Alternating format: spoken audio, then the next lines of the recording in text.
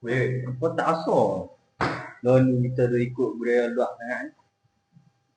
Memang pun, aku lawan ni ikut TikTok pun, semua pada orang luar. Lepas tu, kita ni macam ikut budaya mereka pula. Jadi macam pak turut mereka. Ya, salah ke? Dunia luar ni kan global dah. Dia tak salah. Tapi kalau kita sampai jati diri kita ni dah, Tapi tu macam mana kita buat? Betul ke tak? dia kena naknya semua benda ni ada kaitan dengan rukun agama. Kan, cerita je. Okay, tak kira aku cerita lah macam mana. Cerita lah. Gue bet, entah rukun agama ni atas hidup kita sebagai rakyat Malaysia. Dok, memang tolong mah. Yang tolong suara. Betul lah.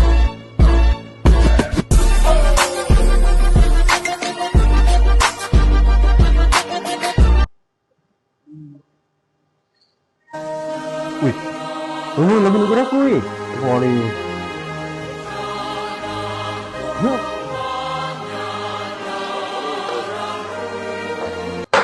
Woi, bang.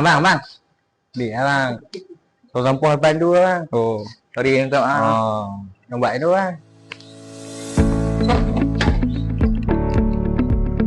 Aku rasa kalau kita ikut cara global pun okey kot. Sebab teknologi canggih. Lepas tu benar lah hidup kita. Benar tu memang benar. Tapi kita tengok bahasa kita pun dah rosak habis ni. Budaya kita ni lama-lama boleh hilang. Sebab kita dah ikut molok kan. Itu mah okey. Itu yang pun yang biar kata. Jadi kita ambil yang mana elok. Yang tak elok kita tak elok ambil. Kita tak ikut. Buruk tu. Tu yang kita tu betul. Kita kena seimbang kata. Jangan duk ikut suka hati lah. Kalau kita tengok kan, tak semua orang dapat belajar semua tu.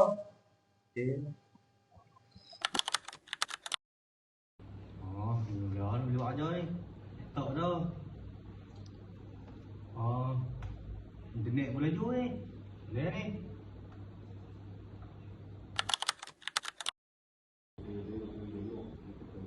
Terasa lagu ke lah buat dah.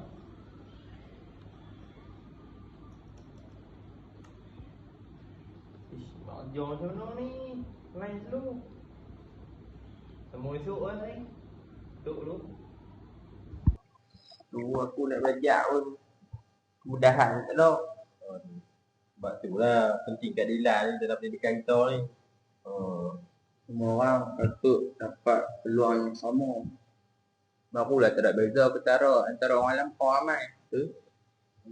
Tunggu. Kau tengok kan? Oi. Macam ni lah demokrasi kecil. Weh, kuasa aku nak jadi ketua kelas ni. Aku banyak juga. Aku pilih dah dulu. Pilih sama Adil. Nampak ni lah, dia ingat-ingat. Bombi atas mana tu bombi?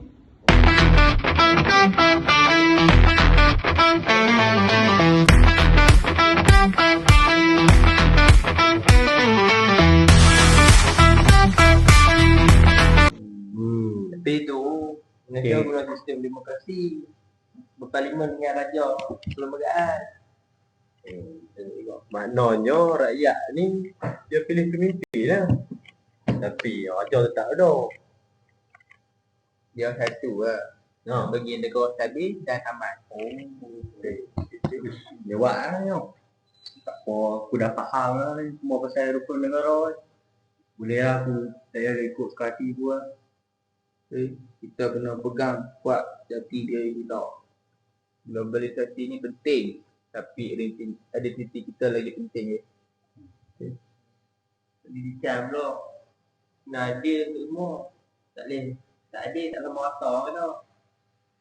Politik kita dia kena stabil. Orang dengan orang baju.